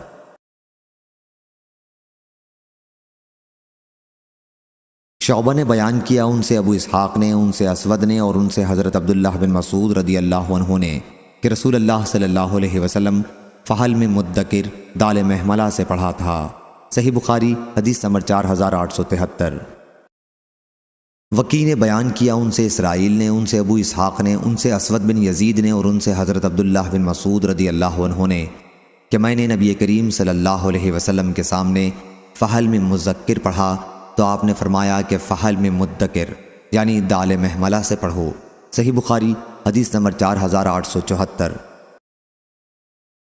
خالد حذا نے بیان کیا ان سے اکرمہ نے اور ان سے ابن عباس رضی اللہ عنہ نے دوسری سند، اور مجھ سے محمد بن یحییٰ ذہلی نے بیان کیا، کہا ہم سے عفان بن مسلم نے بیان کیا، ان سے وہیب نے، کہا ہم سے خالد حذا نے بیان کیا، ان سے اکرمہ نے اور ان سے ابن عباس رضی اللہ عنہ نے کہ رسول اللہ صلی اللہ علیہ وسلم جب کہ آپ بدر کی لڑائی کے ایک دن ایک خیمے میں تھے اور یہ دعا کر رہے تھے کہ اے اللہ میں تجھے تیرا عہد اور وعدہ نصرت یاد دلاتا ہوں، اے اللہ تیری مرضی ہے، اگر تو چاہے ان تھوڑے سے مسلمانوں کو بھی ہلاک کر دے، پھر آج کے بعد تیری عبادت باقی نہیں رہے گی۔ پھر حضرت ابو بکر رضی اللہ عنہ نے حضرت صلی اللہ علیہ وسلم کا ہاتھ پکڑ لیا اور عرض کیا، بس یا رسول اللہ صلی اللہ علیہ وسلم، آپ نے اپنے رب سے بہت ہی الحاح و زاری سے دعا کر لی ہے۔ اس وقت حضور صلی اللہ علیہ وسلم زرہ پہنے ہوئے چل پھر رہے تھے اور آپ خیمے سے نکلے تو زبان مبارک پر یہ آیت تھی، سو ان قریب کافروں کی جماعت شکست کھائے گی اور یہ سب پیٹ پھیر کر بھاگیں گے۔ صحیح بخاری حدیث نمبر 4875۔ یوسف بن ماہک نے خبر دی، انہوں نے بیان کیا کہ میں حضرت عائشہ ام المومنین رضی اللہ عنہا کی خدمت میں حاضر تھا۔ آپ نے فرمایا کہ جس وقت آیت لیکن ان کا اصل وعدہ تو قیامت کے دن کا ہے اور قیامت بڑی سخت اور تلخ چیز ہے، حضرت محمد صلی اللہ علیہ وسلم پر مکے میں نازل ہوئی تو میں بچی تھی اور کھیلا کرتی تھی۔ صحیح بخاری حدیث نمبر 4876۔ خالد بن مہران حذا نے بیان کیا ان سے اکرمہ رضی اللہ عنہ نے اور ان سے حضرت ابن عباس رضی اللہ عنہ نے کہ رسول اللہ صلی اللہ علیہ وسلم جب کہ آپ بدر کی لڑائی کے موقع پر میدان میں ایک خیمے میں یہ دعا کر رہے تھے کہ اے اللہ میں تجھے تیرا عہد اور وعدہ نصرت یاد دلاتا ہوں، اے اللہ اگر تو چاہے کہ مسلمانوں کو فنا کر دے تو آج کے بعد پھر کبھی تیری عبادت نہیں کی جائے گی۔ اور اس پر حضرت ابو بکر رضی اللہ عنہ نے حضرت صلی اللہ علیہ وسلم کا ہاتھ پکڑ کر عرض کیا، بس یا رسول اللہ صلی اللہ علیہ وسلم، آپ اپنے رب سے خوب الحاح و زاری کے ساتھ دعا کر چکے ہیں۔ حضرت صلی اللہ علیہ وسلم اس وقت زرہ پہنے ہوئے تھے، آپ باہر تشریف لائے تو آپ کی زبان مبارک پر یہ آیت تھی، سَيُهْزَمُ الْجَمْعُ وَيُوَلُّونَ الدُّبُرَ بَلِ السَّاعَةُ مَوْعِدُهُمْ وَالسَّاعَةُ أَدْهَىٰ وَأَمَرُ، یعنی ان قریب کافروں کی یہ جماعت ہار جائے گی اور یہ سب پیٹ پھیر کر بھاگیں گے، لیکن ان کا اصل وعدہ تو قیامت کے دن کا ہے اور قیامت بڑی سخت اور بہت ہی کڑوی چیز ہے۔ صحیح بخاری حدیث نمبر 4877۔ ابو عمران جونی نے بیان کیا ان سے ابو بکر بن عبداللہ بن قیس نے اور ان سے ان کے والد عبداللہ بن قیس ابو موسیٰ اشعری رضی اللہ عنہ نے کہ رسول اللہ صلی اللہ علیہ وسلم نے فرمایا، جنت میں 2 باغ ہوں گے جن کے برتن اور تمام دوسری چیزیں چاندی کی ہوں گی، اور 2 دوسرے باغ ہوں گے جن کے برتن اور تمام دوسری چیزیں سونے کے ہوں گے، اور جنت عدن سے جنتیوں کے اپنے رب کے دیدار میں کوئی چیز سوائے کبریائی کی چادر کے جو اس کے منہ پر ہوگی حائل نہ ہوگی۔ صحیح بخاری حدیث نمبر 4878۔ ابو عمران جونی نے بیان کیا ان سے ابو بکر بن عبداللہ بن قیس نے اور ان سے ان کے والد نے کہ رسول اللہ صلی اللہ علیہ وسلم نے فرمایا، جنت میں کھوکھلے موتی کا خیمہ ہوگا، اس کی چوڑائی 60 میل ہوگی اور اس کے ہر کنارے پر مسلمان کی ایک بیوی ہوگی، ایک کنارے والی دوسرے کنارے والی کو نہ دیکھ سکے گی اور مومن ان کے پاس باری باری جائیں گے۔ صحیح بخاری حدیث نمبر 4879۔ اور 2 باغ ہوں گے جن کے برتن اور تمام دوسری چیزیں چاندی کی ہوں گی، اور ایسے بھی 2 باغ ہوں گے جن کے برتن اور تمام دوسری چیزیں سونے کی ہوں گی۔ جنت عدن والوں کو اللہ کے دیدار میں صرف ایک جلال کی چادر حائل ہوگی جو اس کے مبارک منہ پر پڑی ہوگی۔ صحیح بخاری حدیث نمبر 4880۔ حضرت ابو ہریرہ رضی اللہ عنہ نے بیان کیا، وہ کہتے تھے کہ انہوں نے رسول اللہ صلی اللہ علیہ وسلم سے سنا تھا کہ حضرت صلی اللہ علیہ وسلم نے فرمایا، جنت میں ایک درخت طویل ہوگا، اتنا بڑا کہ سوار اس کے سائے میں 100 سال تک چلے گا اور پھر بھی اس کا سایہ ختم نہ ہوگا۔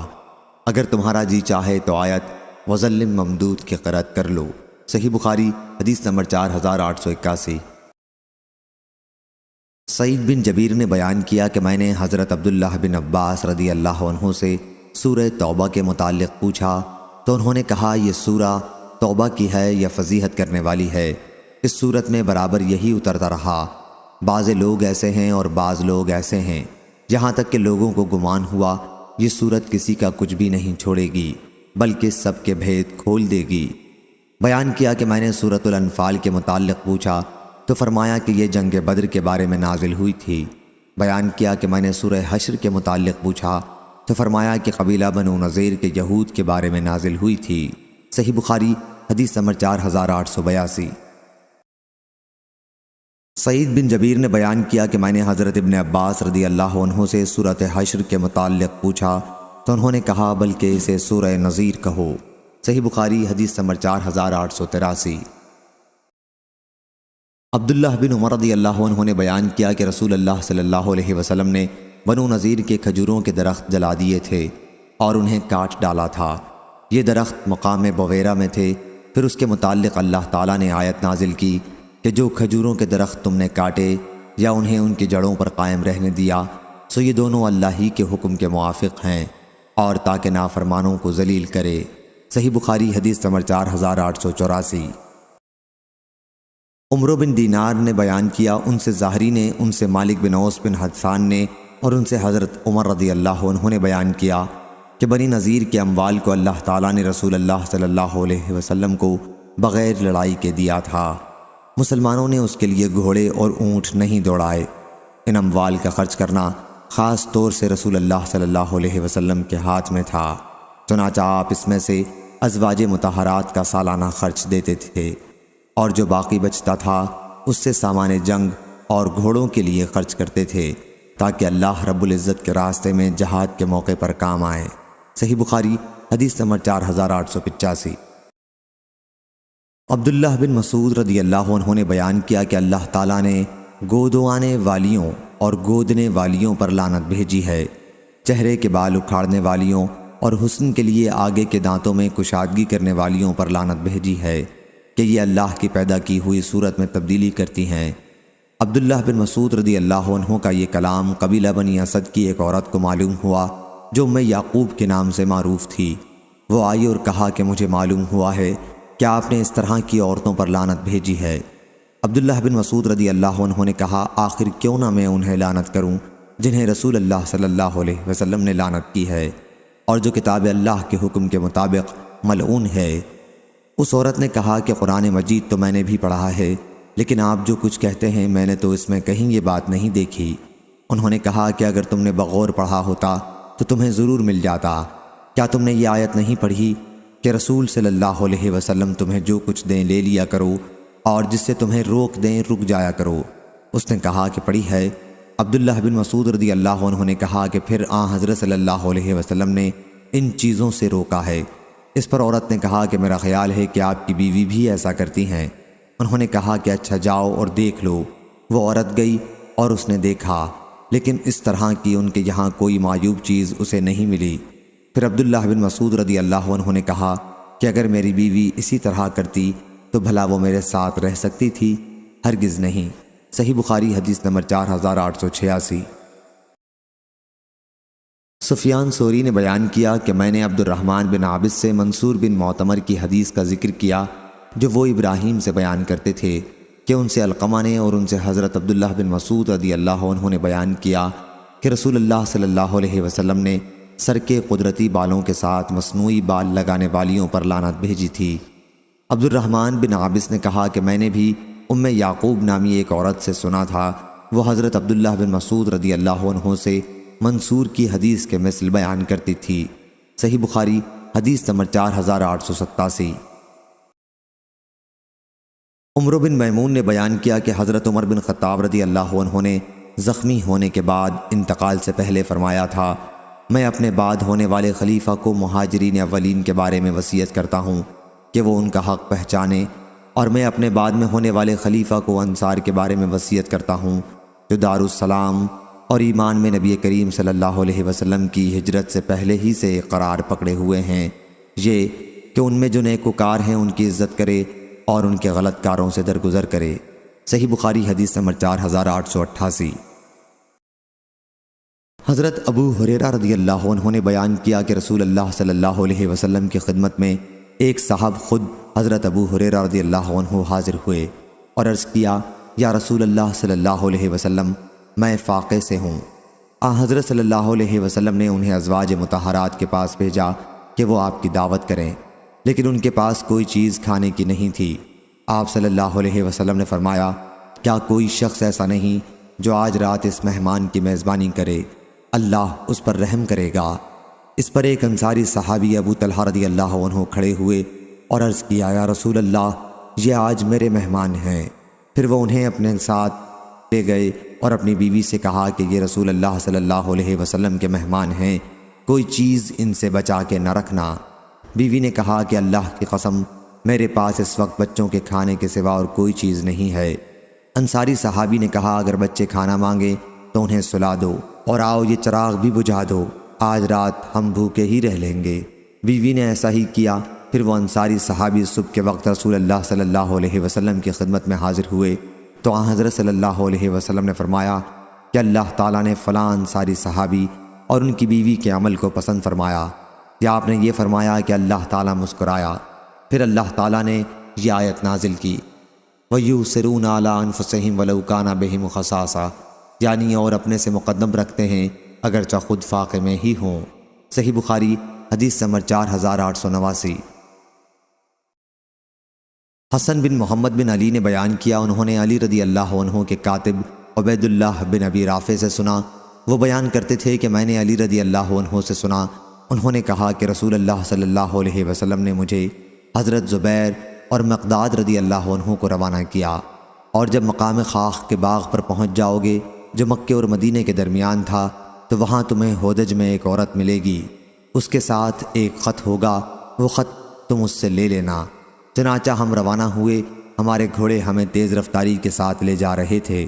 آخر جب ہم اس باغ پر پہنچے تو واقعی وہاں ہم نے ہودج میں اس عورت کو پا لیا۔ ہم نے اس سے کہا کہ خط نکال، اس نے کہا میرے پاس کوئی خط نہیں ہے۔ ہم نے اس سے کہا کہ خط نکال دے ورنہ ہم تیرا سارا کپڑا اتار کر تلاشی لیں گے۔ آخر اس نے اپنی چوٹی سے خط نکالا، ہم لوگ وہ خط لے کر حضرت صلی اللہ علیہ وسلم کی خدمت میں حاضر ہوئے۔ اس خط میں لکھا ہوا تھا کہ حاطب بن ابی بلتع کی طرف سے مشرکین کے چند آدمیوں کی طرف جو مکے میں تھے۔ اس خط میں انہوں نے حضرت صلی اللہ علیہ وسلم کی تیاری کا ذکر لکھا تھا کہ حضرت صلی اللہ علیہ وسلم ایک بڑی فوج لے کر آتے ہیں، تم اپنا بچاؤ کر لو۔ حضور اکرم صلی اللہ علیہ وسلم نے دریافت فرمایا، حاطب یہ کیا ہے؟ انہوں نے عرض کیا، یا رسول اللہ صلی اللہ علیہ وسلم، میرے معاملے میں جلدی نہ فرمائیں، میں قریش کے ساتھ بطور حلیف زمانہ قیام مکہ میں رہا کرتا تھا، لیکن ان کے قبیلہ و خاندان سے میرا کوئی تعلق نہیں تھا۔ اس کے برخلاف آپ کے ساتھ جو دوسرے مہاجرین ہیں ان کی قریش میں رشتہ داریاں ہیں، اور ان کی رعایت سے قریش مکہ میں رہ جانے والے ان کے اہل و عیال اور مال کی حفاظت کرتے ہیں۔ میں نے چاہا کہ جبکہ ان سے میرا کوئی نسبی تعلق نہیں ہے تو اس موقع پر ان پر ایک احسان کر دوں، اور اس کی وجہ سے وہ میرے رشتہ داروں کی مکے میں حفاظت کریں۔ یا رسول اللہ صلی اللہ علیہ وسلم، میں نے یہ عمل کفر یا اپنے دین سے پھر جانے کی وجہ سے نہیں کیا ہے۔ حضرت صلی اللہ علیہ وسلم نے فرمایا، یقیناً انہوں نے تم سے سچی بات کہہ دی ہے۔ عمر رضی اللہ عنہ بولے کہ یا رسول اللہ صلی اللہ علیہ وسلم، مجھے اجازت دیں میں اس کی گردن مار دوں۔ آپ صلی اللہ علیہ وسلم نے فرمایا، یہ بدر کی جنگ میں ہمارے ساتھ موجود تھے، تمہیں کیا معلوم؟ اللہ تعالیٰ بدر والوں کے تمام حالات سے واقف تھا، اور اس کے باوجود ان کے متعلق فرما دیا کہ جو جی چاہے کرو، اور اس کے باوجود ان کے متعلق فرما دیا کہ جو جی چاہے کرو کہ میں نے تمہیں معاف کر دیا۔ عمرو بن دینار نے کہا کہ حاطب بن ابی بلتع رضی اللہ عنہ ہی کے بارے میں یہ آیت نازل ہوئی تھی، یا ایھا الذین آمنوا لا تتخذوا عدوی وعدوکم اولیاء، اے ایمان والو تم میرے دشمن اور اپنے دشمن کو دوست نہ بنا لینا۔ سفیان بن عیینہ نے کہا کہ مجھے اس کا علم نہیں کہ اس آیت کا ذکر حدیث میں داخل ہے یا یہ عمرو بن دینار کا قول ہے۔ ہم سے علی بن عبداللہ مدینی نے بیان کیا کہ سفیان بن عیینہ سے حاطب بن ابی بلتع رضی اللہ عنہ کے بارے میں پوچھا گیا کہ کیا آیت لا تتخذوا عدوی انہی کے بارے میں نازل ہوئی تھی؟ سفیان نے کہا کہ لوگوں کی روایت میں تو یوں ہی ہے، لیکن میں نے عمرو سے جو حدیث یاد کی اس میں سے ایک حرف بھی میں نے نہیں چھوڑا، اور میں نہیں سمجھتا کہ میرے سوا اور کسی نے اس حدیث کو عمروں سے خوب یاد رکھا ہو۔ صحیح بخاری حدیث نمبر 4890۔ عروہ نے خبر دی اور انہیں نبی کریم صلی اللہ علیہ وسلم کے زوجہ مطہرہ حضرت عائشہ رضی اللہ عنہا نے خبر دی کہ رسول اللہ صلی اللہ علیہ وسلم اس آیت کے نزول ہونے کے بعد ان مومن عورتوں کا امتحان لیا کرتے تھے جو ہجرت کر کے مدینہ آتی تھیں۔ اللہ تعالیٰ نے ارشاد فرمایا تھا کہ یا ایھا النبی اذا جاءک المؤمنات، یعنی اے نبی کریم صلی اللہ علیہ وسلم جب آپ سے مسلمان عورتیں بیعت کرنے کے لیے آئیں، ارشاد غفور الرحیم تک۔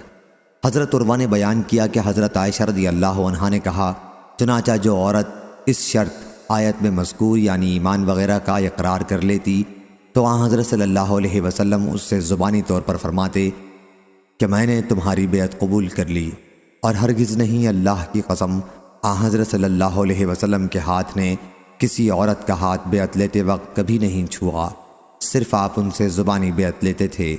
کہ آیت میں مذکورہ باتوں پر قائم رہنا، اس روایت کے مطابق یونس معمر اور عبد الرحمن بن اسحاق نے ظاہری سے کی، اور اسحاق بن راشد نے ظاہری سے بیان کیا کہ ان سے عروہ اور عمرہ بنت عبد الرحمن نے کہا۔ صحیح بخاری حدیث نمبر 4891۔ ام عطیہ رضی اللہ عنہا نے بیان کیا کہ ہم نے رسول اللہ صلی اللہ علیہ وسلم سے بیعت کی تو آپ نے ہمارے سامنے اس آیت کی تلاوت کی، ان لا یشرکن باللہ، اللہ کے ساتھ کسی کو شریک نہ کریں گی، اور ہمیں نوحہ یعنی میت پر زور زور سے رونا پیٹنا کرنے سے منع فرمایا۔ حضرت صلی اللہ علیہ وسلم کی اس ممانعت پر ایک عورت خود ام عطیہ رحمۃ اللہ علیہم نے اپنا ہاتھ کھینچ لیا اور عرض کیا کہ فلاں عورت نے نوحے میں میری مدد کی تھی، میں چاہتی ہوں کہ اس کا بدلہ چکاؤں۔ حضرت صلی اللہ علیہ وسلم نے اس کا کوئی جواب نہیں دیا، چنانچہ وہ گئیں اور پھر دوبارہ آ کر حضرت صلی اللہ علیہ وسلم سے بیعت کی۔ صحیح بخاری حدیث نمبر 4892۔ وہب بن جریر نے بیان کیا، کہا کہ ہم سے میرے والد نے بیان کیا، انہوں نے بیان کیا کہ میں نے زبیر سے سنا، انہوں نے اکرمہ سے، اور انہوں نے حضرت ابن عباس رضی اللہ عنہ سے اللہ تعالیٰ کے ارشاد وَلَا يَعْصِينَكَ فِي مَعْرُوفٍ، یعنی اور بھلی باتوں اور اچھے کاموں میں آپ کی نافرمانی نہ کریں گی کے بارے میں انہوں نے کہا کہ یہ بھی ایک شرط تھی جسے اللہ تعالیٰ نے حضرت صلی اللہ علیہ وسلم سے بیعت کے وقت عورتوں کے لیے ضروری قرار دیا تھا۔ صحیح بخاری حدیث نمبر 4893۔ ابو ادریس نے بیان کیا اور انہوں نے حضرت عبادہ بن صامت رضی اللہ عنہ سے سنا، انہوں نے بیان کیا کہ ہم نبی کریم صلی اللہ علیہ وسلم کی خدمت میں حاضر تھے۔ حضرت صلی اللہ علیہ وسلم نے فرمایا کہ تم مجھ سے اس بات پر بیعت کرو گے کہ اللہ تعالیٰ کے ساتھ شریک نہ ٹھہراؤ گے، اور نہ زنا کرو گے، اور نہ چوری کرو گے۔ آپ نے سورہ نساء کی آیتیں پڑھیں۔ سفیان نے اس حدیث میں اکثر یوں کہا کہ آپ نے یہ آیت پڑھی، پھر تم میں سے جو شخص اس شرط کو پورا کرے گا تو اس کا اجر اللہ پر ہے، اور جو کوئی ان میں سے کسی شرط کے خلاف ورزی کر بیٹھا اور اس پر اسے سزا بھی مل گئی تو سزا اس کے لیے کفارہ بن جائے گی۔ لیکن کسی نے اپنے کسی عہد کے خلاف کیا اور اللہ نے اسے چھپا لیا تو وہ اللہ کے حوالے ہے، اللہ چاہے تو اسے اس پر عذاب دے اور اگر چاہے معاف کر دے۔ سفیان کے ساتھ اس حدیث کو عبد الرزاق نے بھی معمر سے روایت کیا، انہوں نے ظاہری سے اور یوں ہی کہا، آیت پڑھی۔ صحیح بخاری حدیث نمبر 4894۔ ابن عباس رضی اللہ عنہ نے بیان کیا کہ میں نے رسول اللہ صلی اللہ علیہ وسلم اور ابو بکر اور عمر اور عثمان رضی اللہ عنہم کے ساتھ عید الفطر کی نماز پڑھی ہے۔ ان تمام بزرگوں نے نماز خطبے سے پہلے پڑھی تھی اور خطبہ بعد میں دیا تھا۔ ایک مرتبہ خطبے سے فارغ ہونے کے بعد نبی کریم صلی اللہ علیہ وسلم اترے، گویا اب بھی میں حضرت صلی اللہ علیہ وسلم کو دیکھ رہا ہوں جب آپ لوگوں کو اپنے ہاتھ کے اشارے سے بٹھا رہے تھے۔ پھر آپ صف چیرتے ہوئے آگے بڑھے اور عورتوں کے پاس تشریف لائے۔ بلال رضی اللہ عنہ آپ کے ساتھ تھے۔ پھر آپ نے یہ آیت تلاوت کی، یا ایھا النبی اذا جاءک المؤمنات، یعنی اے نبی جب مومن عورتیں آپ کے پاس آئیں کہ آپ سے ان باتوں پر بیعت کریں کہ اللہ کے ساتھ نہ کسی کو شریک کریں گی، اور نہ چوری کریں گی، اور نہ بدکاری کریں گی، اور نہ اپنے بچوں کو قتل کریں گی، اور نہ بہتان لگائیں گی جسے اپنے ہاتھ اور پاؤں کے درمیان گھڑ لیں، آپ نے پوری آیت آخر تک پڑھی۔ جب آپ آیت پڑھ چکے تو فرمایا تم ان شرائط پر قائم رہنے کا وعدہ کرتی ہو؟ ان میں سے ایک عورت نے جواب دیا ہاں یا رسول اللہ صلی اللہ علیہ وسلم۔ ان کے سوا اور کسی عورت نے شرم کی وجہ سے کوئی بات نہیں کہی۔ حسن کو اس عورت کا نام معلوم نہیں تھا۔ بیان کیا کہ پھر عورتوں نے صدقہ دینا شروع کیا اور بلال رضی اللہ عنہ نے اپنا کپڑا پھیلا لیا۔ عورتیں بلال رضی اللہ عنہ کے کپڑے میں چھلے اور انگوٹھیاں ڈالنے لگیں۔ صحیح بخاری حدیث نمبر 4895۔ جبیر بن مطعم رضی اللہ عنہ نے بیان کیا کہ میں نے رسول اللہ صلی اللہ علیہ وسلم سے سنا، آپ فرما رہے تھے کہ میرے کئی نام ہیں، میں محمد ہوں، میں احمد ہوں، میں ماہی ہوں کہ جس کے ذریعے اللہ تعالیٰ کفر کو مٹا دے گا، میں حاشر ہوں کہ اللہ تعالیٰ سب کو حشر میں میرے بعد جمع کرے گا، اور میں عاقب ہوں۔ صحیح بخاری حدیث نمبر 4896۔ ابو ہریرہ رضی اللہ عنہ نے بیان کیا کہ ہم رسول اللہ صلی اللہ علیہ وسلم کے پاس بیٹھے ہوئے تھے کہ سورۃ الجمعہ کی یہ آیتیں نازل ہوئیں، وآخرین منہم لما یلحقوا بہم، اور دوسروں کے لیے بھی جو ابھی ان میں شامل نہیں ہوئے ہیں، حضرت صلی اللہ علیہ وسلم ہادی اور معلم ہیں۔ بیان کیا میں نے عرض کیا رسول اللہ صلی اللہ علیہ وسلم یہ دوسرے کون لوگ ہیں؟ حضرت صلی اللہ علیہ وسلم نے کوئی جواب نہیں دیا۔ آخر یہی سوال 3 مرتبہ کیا۔ مجلس میں سلمان فارسی رضی اللہ عنہ بھی موجود تھے۔ حضرت صلی اللہ علیہ وسلم نے ان پر ہاتھ رکھ کر فرمایا اگر ایمان سریہ پر بھی ہوگا تب بھی ان لوگوں یعنی فارس والوں میں سے اس تک پہنچ جائیں گے، یا یوں فرمایا کہ ایک آدمی ان لوگوں میں سے اس تک پہنچ جائے گا۔ صحیح بخاری حدیث نمبر 4897۔ عبدالعزیز نے بیان کیا انہیں سور نے اور ان سے ابو الغیث نے انہیں حضرت ابو ہریرہ رضی اللہ عنہ نے اور انہیں نبی کریم صلی اللہ علیہ وسلم نے کہ ان کی قوم کے کچھ لوگ اسے پالیں گے۔ صحیح بخاری حدیث نمبر 4898۔ عبدالعزیز نے بیان کیا انہیں سور نے اور ان سے ابو الغیث نے انہیں حضرت ابو ہریرہ رضی اللہ عنہ نے اور انہیں نبی کریم صلی اللہ علیہ وسلم نے کہ ان کی قوم کے کچھ لوگ اسے پالیں گے۔ صحیح بخاری حدیث نمبر 4898۔